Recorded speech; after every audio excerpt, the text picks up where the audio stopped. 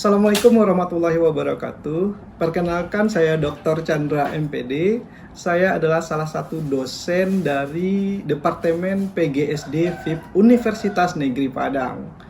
Ada beberapa mata kuliah yang saya ampu. Itu yang pertama, kajian kebahasaan. Yang kedua, perkembangan sastra anak. Yang ketiga, keterampilan berbahasa Indonesia. Yang keempat, pembelajaran bahasa Indonesia. Yang kelima, inovasi pembelajaran bahasa Indonesia di SD berbasis digital. Dalam video ini, saya akan menjabarkan pembelajaran bahasa Indonesia di SD. Fokusnya yaitu pada materi yang berkaitan dengan perkembangan membaca lancar anak. Ada beberapa kajian penting yang perlu dikaji di dalam pembelajaran bahasa Indonesia SD. Yang pertama yaitu pemerolehan bahasa anak. Yang kedua, perkembangan membaca permulaan di SD. Yang ketiga, perkembangan menulis permulaan di SD. Yang keempat, perkembangan membaca lancar anak. Yang kelima, perkembangan membaca pemahaman siswa. Yang keenam, berkaitan dengan strategi pembelajaran bahasa Indonesia. Yang ketujuh, berkaitan dengan berbagai pendekatan yang ada di dalam bahasa Indonesia. Yang kedelapan, berkaitan dengan pendekatan, strategi, model,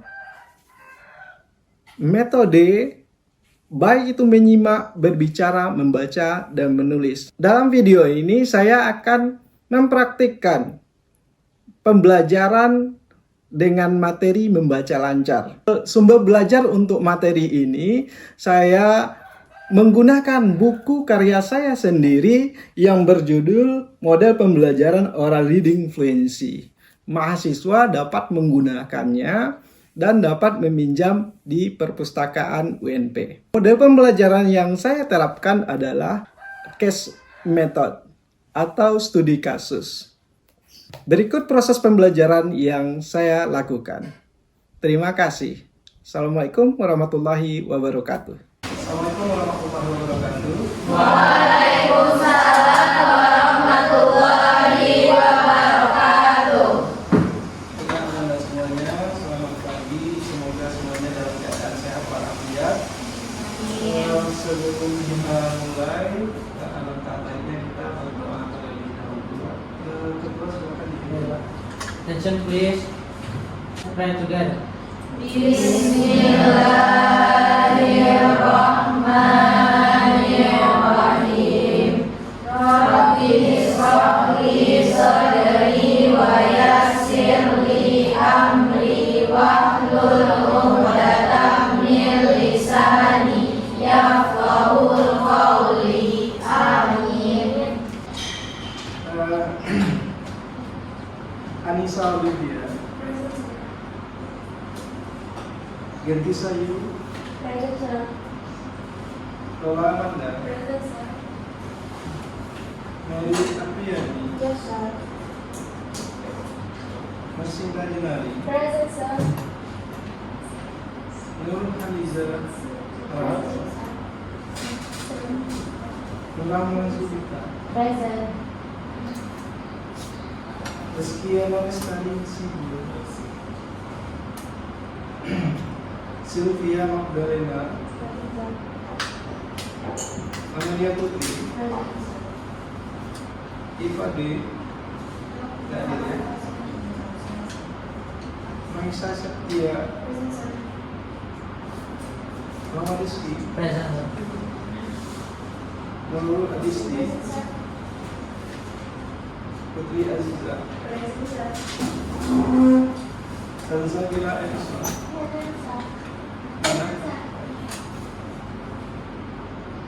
Afifah Fitratul Rahman, Anissa Zahra, Mama Isan, Present. Mutia Rahmayuni, Atika,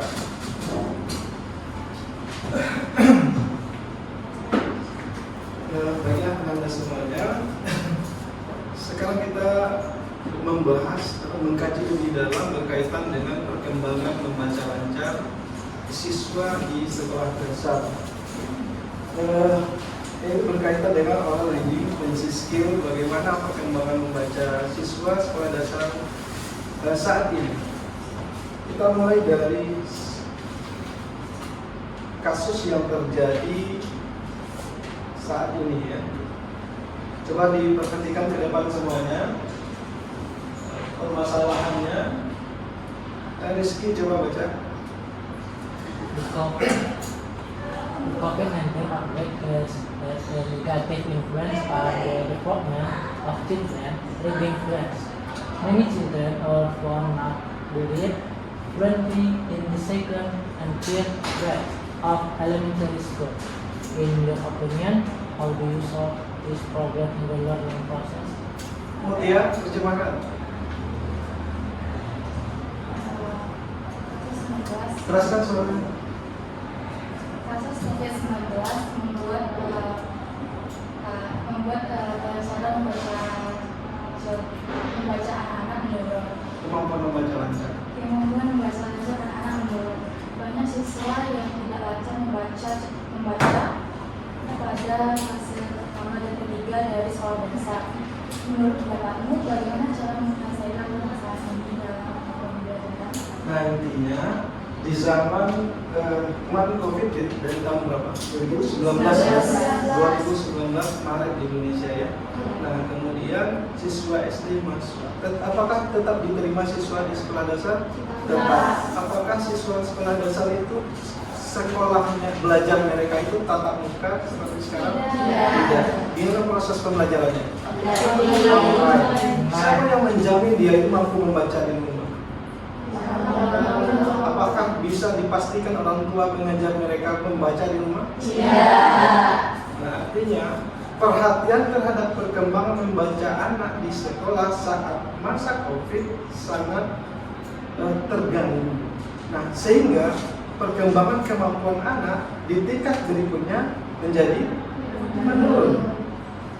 Tugas siapa berikutnya agar kemampuan membaca lancarnya kembali di sekolah. Jadi pasca COVID ditemukan siswa kelas 2, siswa kelas 3 tidak mampu membaca. Bahkan sampai 50% di kelas ada di kelas negeri ya, di kelas negeri sekolah negeri itu ditemukan sampai di 50%-nya siswa di kelasnya tidak mampu membaca, belum mengenal huruf. Sedangkan anak-anak yang sudah mampu membaca tetapi belum begitu lancar, tapi sudah mengenal huruf itu ada 50% ke atasnya. Itu disebabkan karena mereka sudah TK. Tetapi apakah di TK ditegaskan untuk harus mengenal huruf? Tidak. Sehingga ada anak yang mampu membaca sejak TK, ada anak yang tidak mampu membaca. Nah, dari kasus ini menurut Anda gimana penyelesaian permasalahan?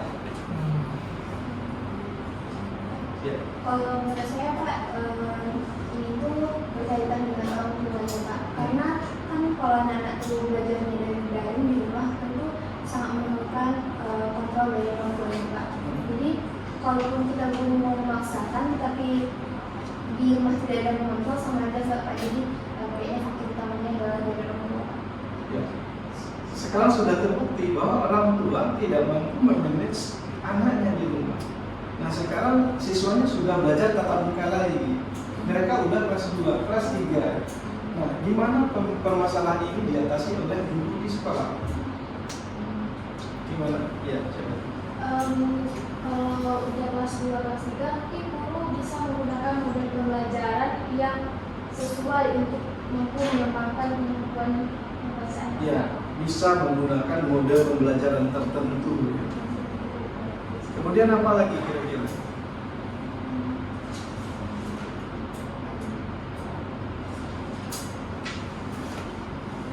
Enggak cukup sampai di sana aja. Oke, kita lihat berikutnya ya. Ini berkaitan dengan perkembangan kemampuan membaca lancar siswa. Nah, secara sederhananya, menurut saudara, what is the mean by reading fluency? apa itu sebenarnya membaca lancar?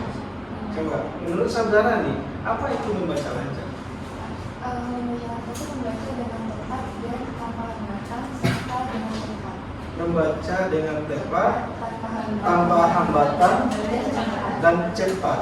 Iya, itu baik banget. Tanpa hambatan maksudnya gimana? Di sini ada bata lewat sebelahnya gitu. Bukan, tanpa terbata-bata. Oh, tanpa terbata-bata, kemudian cepat. Nah, ada pendapat lain? Tidak sesuai. Sama. Yang lain? Sepakat sekelasnya seperti itu. Oke, itu sepakat ya. Saudara sepakat ya, saya enggak. Apakah benar-benar semakin cepat siswanya membaca itu semakin lancar? Belum Belum tentu. tentu. Tadi sepakat. Sekarang kontra lagi. Gimana sebenarnya ini? Sepakat atau tidak? Malah jadi kurang setelah saya ajukan pertanyaan. Nah, kira-kira tadi disampaikan oleh temannya membacanya tepat, tidak terbata-bata, dan cepat. Nah sekarang gimana? Secara sederhananya membaca lancar itu seperti apa? Kalau Pak, Ya, jadi membaca lancar itu nanti peserta didik ini bisa mengucapkan kata-katanya dengan jelas tanpa terbata-bata. dengan jelas tanpa terbata-bata. Dihilangkan cepatnya. Oke. Kita lihat berikut. Jadi, nah ini reading fluency itu secara garis besarnya dibagi menjadi dua bagian, ya. Oral reading fluency dan silent reading fluency. Oral reading fluency maksudnya apa ya kira-kira? Angkat tangannya. Ya, Mutia. Diucapkan secara langsung secara lisan. Diucapkan secara langsung secara lisan. Kalau silent reading fluency Dalam hati. Dalam hati. dalam Hati. hati. Tetapi bagaimana membaca lancar secara lisan itu dan bagaimana caranya membaca lancar di dalam hati? Nah, apa yang perlu kita perhatikan? Nah, kita mulai dari oral reading fluency dulu ya. Nah, ini dia. Secara garis besar, oral reading fluency memiliki 3 level. Kita mulai dari level pertama. Nah, di dalam level pertama yang perlu diperhatikan adalah berkaitan dengan akurasi dan durasi dalam membaca. Akurasi apa itu? Ketepatan dalam membaca. Kalau oral reading fluency kita menguji ketepatan dalam membacanya, artinya semua yang dibaca dilisankan, kemudian apakah sesuai antara komponen simbol-simbol huruf itu dengan yang dilisankan oleh siswanya. Di bawah 180. 1, 2, 3, 4, 5, 6. Di bawah 180 jumlahnya. Enggak langsung. Sebenarnya angkat tinggi-tinggi. Di bawah 180. 1, 2, 3, 4, 5, 6, 7. Terus gimana dapat hasilnya? Hitung, nah. Di Google bisa. Tahun. Iya, dalam satu minggu. Nah, itu di bawah 180 ya. Yang di bawah 100, di bawah 120 ada?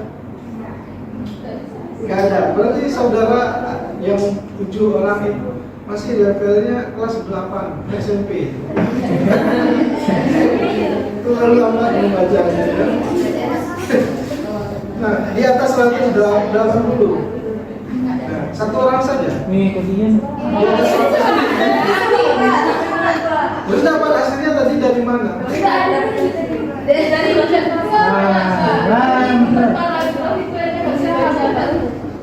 Nah, itu dia ya. Nah, sekarang kita masuk kepada level kedua dari membaca lancar. Level kedua ini berkaitan dengan Jeda intonasi. jeda, intonasi, dan Ekspresi. jeda apa? Berhenti sementara. Di mana berhenti lampu merah? Di tanda baca. Di tanda titik. Koma.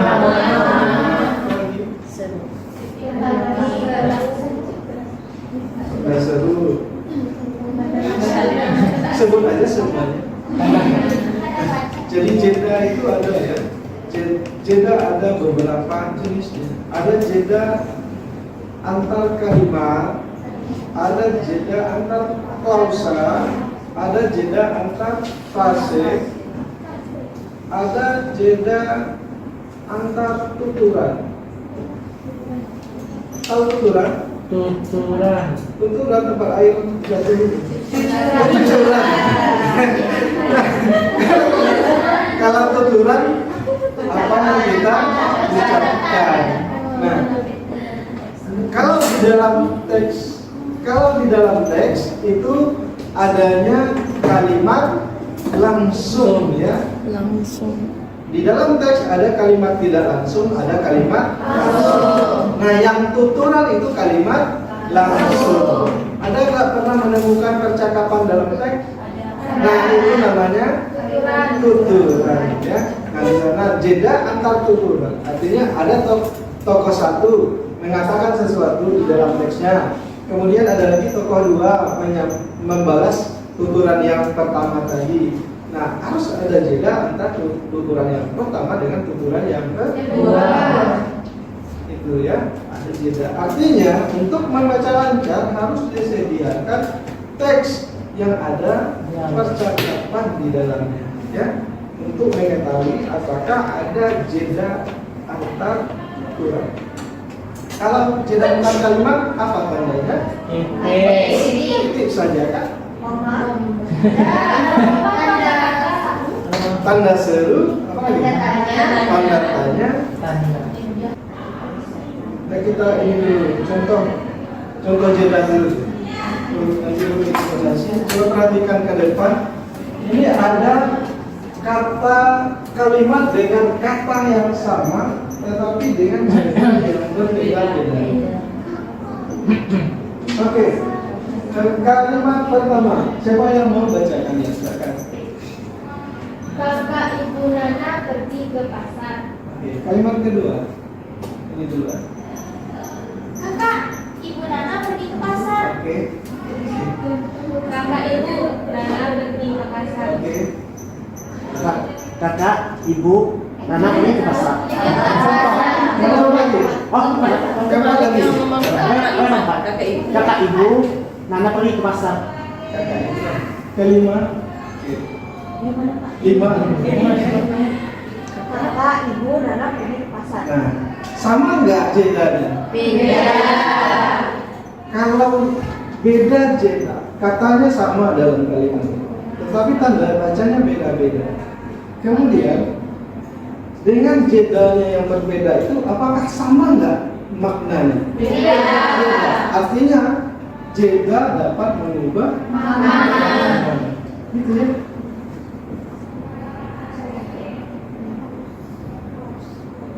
Kita kembali ke intonasi tadi. Jadi intonasi naik turunnya. Nah, intonasi ketika kita membaca teks bacaan, kita baca teks bacaan, kemudian ada menggunakan intonasi. Intonasi juga berperan untuk memberikan ketegasan makna di dalam teks yang kita baca atau di dalam kalimat yang kita baca. Misalnya, informasi pentingnya ada di subjek, maka intonasi dengan nada naiknya ada di subjek. Kita naikkan di suara kita di subjek, kemudian kita turunkan di predikat, karena informasi pentingnya agar kita sampaikan kepada pendengar adalah di bagian subjek. Jadi naik, turun. Kalau informasi pentingnya di predikat gimana? Predikat ditinggi. Artinya rendah dulu suaranya, dinaikkan diturun. Nada rendah di subjek, nada tingginya di predikat, kemudian diturunkan lagi pada objek dan keadaan. Gitu itu caranya ya. Ketika informasi pentingnya ada di predicate ya. Untuk intonasi. Tetapi ada juga jenis intonasi lain. Ada namanya intonasi final. Intonasi final ini juga membedakan makna. Contohnya yang tadi. Misalnya nih. Ini jeda tadi ya. Kalimat pertama. Kalimat pertama apa? Tanda baca yang ada di sana? Titik. Cara bacanya sudah dicontohkan. Sekarang coba baca ulang. Siapa yang mau baca ulang kalimat pertama? Ya, silakan. Kakak ibu Nana pergi ke pasar. Kakak ibu Nana pergi ke pasar. Itu kalimat Pertama. kalimat berita berarti ya. Tanda titik. Sekarang kita ubah tanda baca titik itu menjadi tanda seru. Siapa yang contohkan? Ya. Kakak ibu Nana pergi ke pasar. Sama nggak cara bacanya yang tadi? Beda. Beda. Sekarang kita ubah lagi menjadi tanda tanya. Siapa yang contohkan? Kakak ibu Nana pergi ke pasar. Belum. Masih ada yang buka. Kakak ibu Nana pergi ke pasar. Belum. Oh, Ya. Kakak ibu Nana pergi ke pasar. Nah itu dia. Kakak ibu Nana pergi ke pasar. Sama nggak dengan tanda seru tadi? Beda. Sama nggak dengan tanda titik? Berbeda. Artinya dapat mengubah intonasinya. Intonasi final dapat mengubah makna. Ya. Kemudian yang ketiga, Voice expression.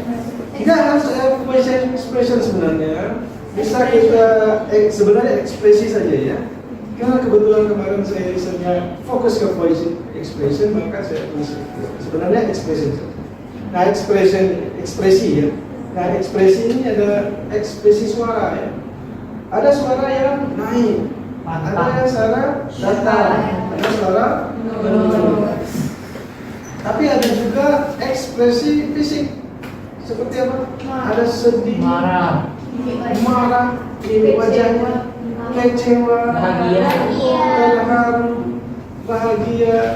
Nah, itu jenis-jenis ekspresi. Mau melakukan penilaian terhadap perkembangan ekspresinya tentang yang fisik tadi, mau tentang suara itu boleh. Atau keduanya juga boleh ya.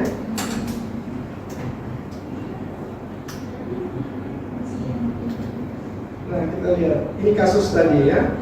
Sebelum wabah, saat wabah, dan pasca wabah. Ini riset saya.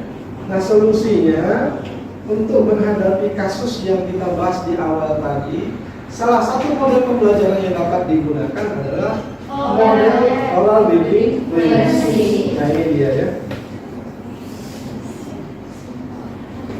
Nah, ini tidak rumah siapa?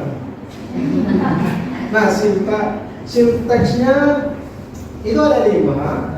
Yang pertama sintak tekan. Kemudian yang kedua ada pemodelan prosodi. Ketiga tutor awal record dan prosodi. Yang keempat membaca mandiri. Yang kelima komunikasi.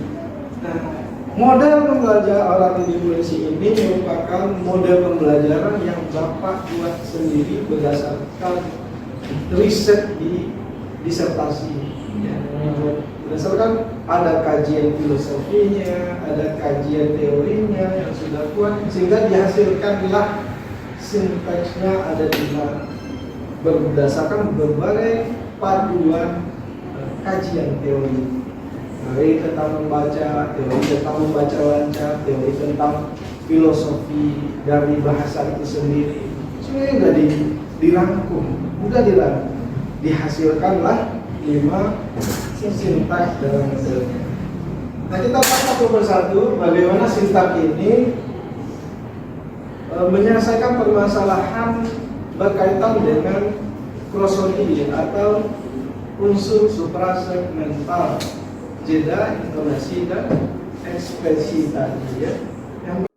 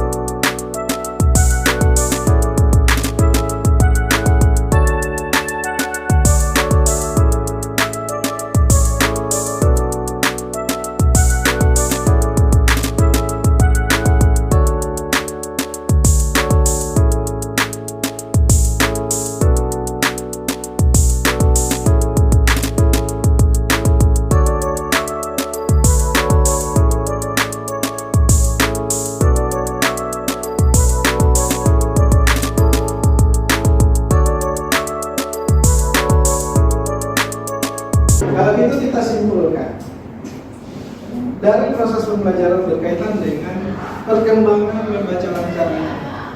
Apa saja yang kita pelajari dari awal tadi? Pertama kali ini kita belajar tentang membaca lancar.